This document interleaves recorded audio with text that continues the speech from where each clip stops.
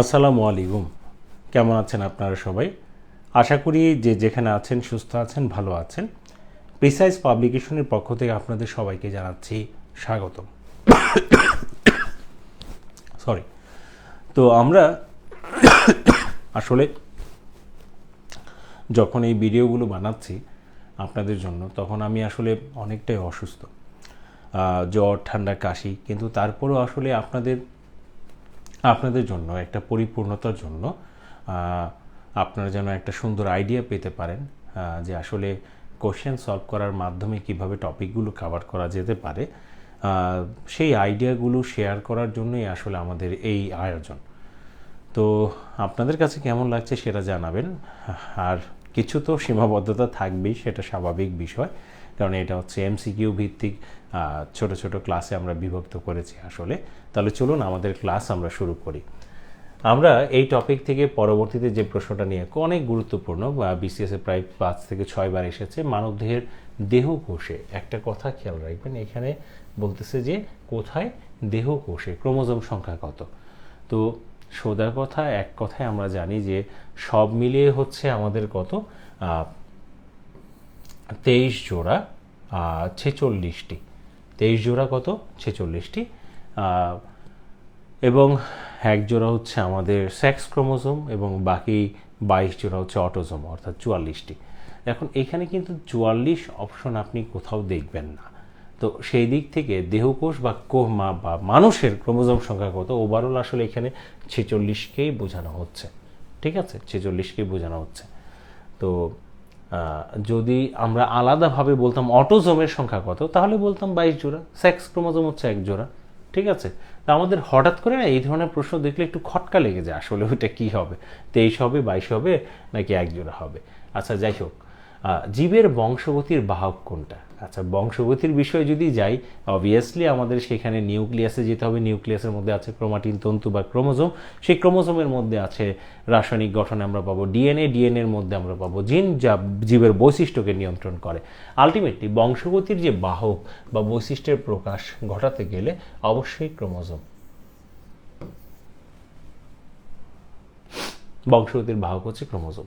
জিন, জীবের বৈশিষ্ট্য নিয়ন্ত্রণ করতেছে জিন, এবং জিন কিন্তু ক্রোমোজোমের মধ্যে থাকে। আচ্ছা, পরবর্তী প্রশ্নটার দিকে আমরা যদি যাই, সেটা হচ্ছে নিউক্লিওটাইড পাইরিমিডিনের বেজ নয়। কোনটি নিউক্লিওটাইডের পাইরিমিডিনের বেজ নয়? নিউক্লিওটাইড মূলত এক ধরনের বন্ধনের নাম, যার মাধ্যমে ডিএনএ আরএনএ গঠিত হয়েছে। এবং পাইরিমিডিন নাইট্রোজেন বেজ, এটা মূলত দুই ভাগে বিভক্ত, একটা হচ্ছে পিউরিন আর একটা হচ্ছে পাইরিমিডিন। পিউরিনে আছে এডিনিন আর হচ্ছে গুয়ানিন। পাইরিমিডিনে আছে সাইটোসিন, থায়ামিন, ইউরাসিল, সংক্ষেপে আর কি সিটিইউ লেখা হয়। তো বলছে পাইরিমিডিন বেজ নয়, পাইরিমিডিন বেজ হচ্ছে এই তিনটা। তো থায়ামিন আছে, ইউরাসিল আছে, হ্যাঁ, সাইটোসিন আছে, তাহলে সিটিইউ আছে, তাহলে গুয়ানিন এটা তো আসলে এটা হচ্ছে পিউরিনের নাইট্রোজেন বেজ। নাইট্রোজেন বেজের যে দুইটা শ্রেণী বিভাগ, পিউরিনের অংশ, পাইরিমিডিনের নয়। তাহলে উত্তর হচ্ছে ক। এই যে এইভাবে বিশ্লেষণ করে তারপর কিন্তু আমাদের পড়তে হবে, তাহলে আমরা ভালো করতে পারবো।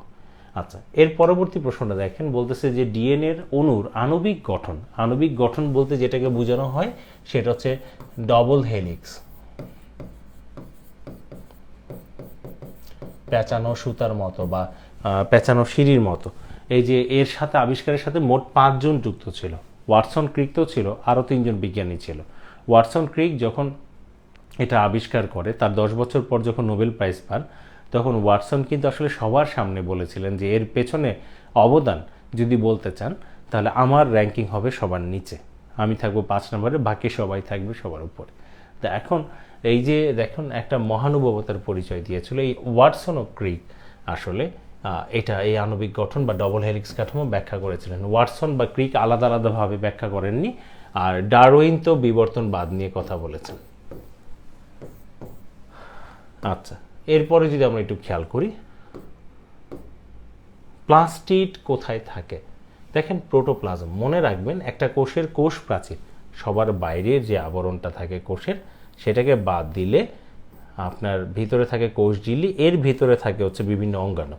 কোষঝিল্লি সহ ভিতরে সকল অঙ্গাণুকে বলা হয় প্রোটোপ্লাজম, এবং তার ভিতরে থাকে ছোট ছোট দানা সাইটোপ্লাজম। বলছে কোথায় থাকে, অবস্থান করতেছে যদি বলে তাহলে হবে সাইটোপ্লাজম। কার অংশ? প্রোটোপ্লাজমের অংশ। ঠিক আছে, এই জায়গায় যেন খটকা না লাগে। যে প্লাস্টিড কোথায় থাকে? সাইটোপ্লাজমে ভেসে থাকে, সাইটোপ্লাজমীয় অঙ্গাণু। আচ্ছা, তো এইভাবে আপনাদেরকে বিশ্লেষণ করে তারপর কিন্তু পড়তে হবে। তো আজকে তাহলে আমরা এখানেই রাখছি। আপনাদের যদি কোনো বিষয়ে কনফিউশন থাকে, কোনো টপিকে সমস্যা থাকে, তাহলে আমাদেরকে জানাবেন। আমরা সেই অনুযায়ী আপনাদেরকে কোনো সলিউশন ক্লাস দেওয়ার চেষ্টা করব। আপনারা সবাই ভালো থাকবেন। আপনাদের সবার জন্য রইল শুভকামনা। আসসালামু আলাইকুম।